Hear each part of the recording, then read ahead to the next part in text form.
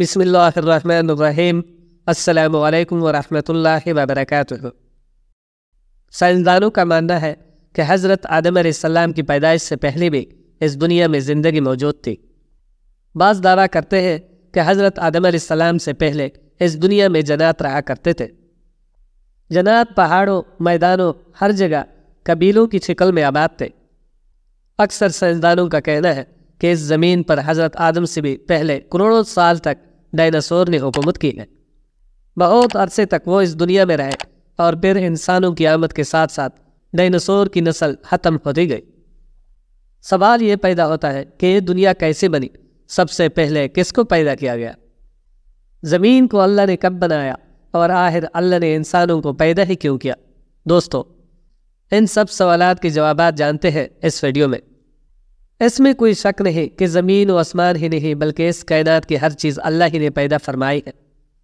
قرآن پاک میں اللہ پاک سورہ الحدید میں ارشاد فرماتے ہیں، وہی ہے جس نے آسمانوں اور زمین کو 6 دن میں پیدا کیا، پھر عرش پر جلوہ فرما ہوا۔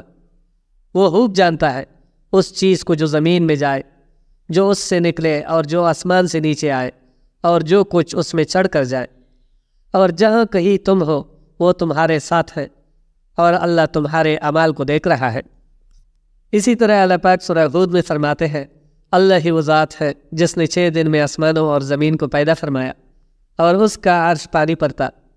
حضرت امام احمد بن حنبل سے روایت ہے کہ رسول اللہ صلی اللہ علیہ وآلہ وسلم سے کسی صحابی نے پوچھا، یا رسول اللہ، آسمانوں اور زمین کو پیدا کرنے سے پہلے ہمارا پروردگار کہاں تھا؟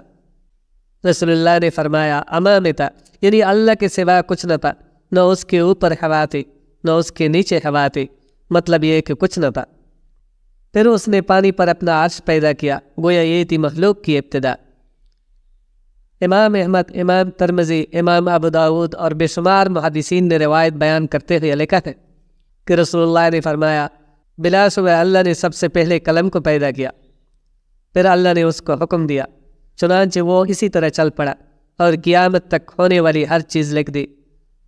یہ اللہ کا علم تھا کہ جس کو قلم نے اس کے حکم کے مطابق لوح محفوظ پر لکھا۔ یہ آپ کو بخاری شریف کی حدیث مبارکہ بیان کرتے چلے کہ ایک دفعہ یمن سے ایک وفد حضور صلی اللہ علیہ وآلہ وسلم کی خدمت میں حاضر ہوا اور عرض کرنے لگا، اے اللہ کے رسول، ہم آپ کے پاس دین کو سمجھنے کے لیے حاضر ہوئے ہیں، اور ہمارا یہ سوال ہے کہ اللہ نے سب سے پہلے کیا چیز پیدا کی تھی؟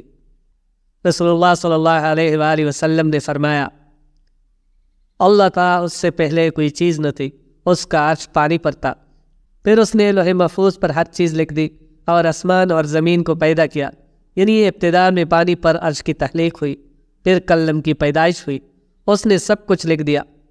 محدثین بیان کرتے ہیں کہ قلم کے فوراً بعد لوح محفوظ کو پیدا کیا گیا، چنانچہ قلم نے لوح محفوظ پر ہر چیز لکھ دی۔ اس کے بعد کائنات کی باقی مخلوقات اور آسمان و زمین کی پیدائش وجود میں آ گئی۔ دوستو، اب سوال یہ پیدا ہوتا ہے کہ اللہ نے جو چیزیں سب سے پہلے پیدا کی ہے ان کی ترتیب کیا ہے؟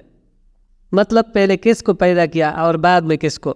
تو اس بارے میں مسلم شریف میں حضرت ابو ہریرہ سے روایت ہے کہ نبی کریم صلی اللہ علیہ وآلہ وسلم نے میرا ہاتھ پکڑا اور فرمایا، اللہ نے ہفتے کے دن مٹی کو پیدا کیا، اتوار کے دن زمین اور پہاڑ، پیر کے دن درخت، منگل کے دن تکالیف، مصائب، جراثیم اور بیماریاں، بدھ کے دن نور کو، جمعرات کے دن زمین میں چوپائیوں کو پھیلا دیا، اور تمام مخلوقات میں جمعہ کے دن کی آخری گھڑیوں یعنی عصر سے رات کے درمیان حضرت آدم علیہ السلام کو پیدا کیا گیا۔ مطلب یہ کہ ابتدائے افضی میں جن مخلوق کی تخلیق ہوئی ان میں آخری مخلوق انسان تھا۔ اس حدیث میں مختلف حالات کو نہایت وضاحت سے بیان کیا گیا ہے۔ اس سے بخوبی پتہ چلتا ہے کہ ابتدائی مخلوقات کی تخلیق کیا تھی۔ ان میں سے آخری نمبر آدم علیہ السلام کا تھا، جبکہ آدم علیہ السلام نسل انسانی میں سب سے پہلے اور تمام انسانوں کے باپ ہیں۔ انسان سے پہلے فرشتے اور جن پیدا ہو چکے تھے۔ صاحب عقل مخلوقات میں سب سے پہلا نمبر فرشتوں کا، دوسرا نمبر جنوں کا، اور آخری نمبر انسانوں کا ہے۔ فرشتوں کا اصل ٹھکانہ آسمان ہے۔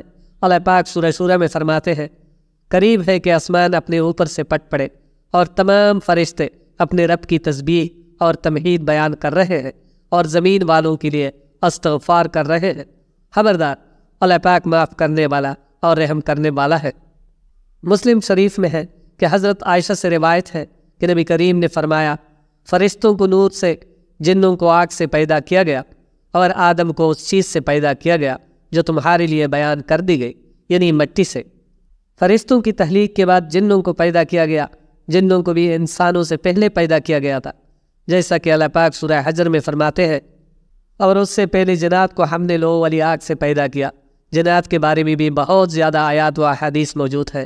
اللہ پاک فرماتے ہیں، اور جنات کو آگ کے شعلے سے پیدا کیا گیا، یہ آگ کے بھڑکتے شعلے کے کنارے کو کہتے ہیں۔ گویا جنوں کو آگ کی جڑ سے نہیں بلکہ آگ کے شعلوں کے کنارے سے پیدا کیا گیا۔ قرآن پاک میں اللہ پاک نے ابلیس شیطان کا قول نقل کیا ہے، تو نے مجھے آگ سے پیدا کیا۔ اس طرح پہلے بھی بیان ہو چکا ہے کہ اللہ پاک نے فرمایا، اس سے پہلے جنات کو ہم نے لو والی آگ سے پیدا کیا ہے۔ جنات کی اصل اور بنیاد۔ ابلیس ملعون بھی جنات میں سے ہے، اس مسئلے میں کسی کو شک و شبہ نہیں ہونا چاہیے، اس لیے کوئی قرآن پاک میں ہے۔ اور ابلیس جنوں میں سے تھا، مطلب یہ کہ وہ فرشتوں میں سے نہیں۔ حضرت حسن بصری فرماتے ہیں کہ وہ پلک جھپکنے کے برابر بھی فرشتوں کی جنس میں داخل نہیں ہوا۔ حضرت عبداللہ اور حضرت عبداللہ بن عباس فرماتے ہیں، وہ ہماری زمین پر رہائش پذیر تھے، لیکن جب جنات فتنہ و فساد میں مبتلا ہو گئے اور حد سے زیادہ بڑھ گئے تو اللہ پاک نے فرشتوں کا ایک عظیم الشان لشکر ان پر حملہ آور ہونے کے لیے بھیج دیا۔ فرشتوں اور جنات میں بہت زبردست لڑائی ہوئی، اور اللہ پاک کے حکم سے فرشتوں نے جنوں کو شکست دے دی، اور وہ میدانوں سے بھاگ کھڑے ہوئے، اور انہوں نے سمندروں اور جزیروں میں پناہ لے لی۔ چنانچہ آج تک ان کے رہنے کی جگہ یہی جزیرے، جنگلات اور پہاڑ ہیں۔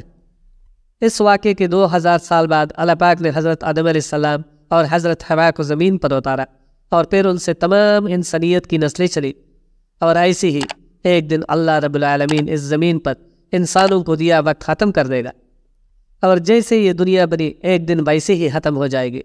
آخر میں دعا ہے کہ اللہ پاک ہم سب کو موت سے پہلے نیک اعمال کرنے کی توفیق عطا فرمائے، آمین۔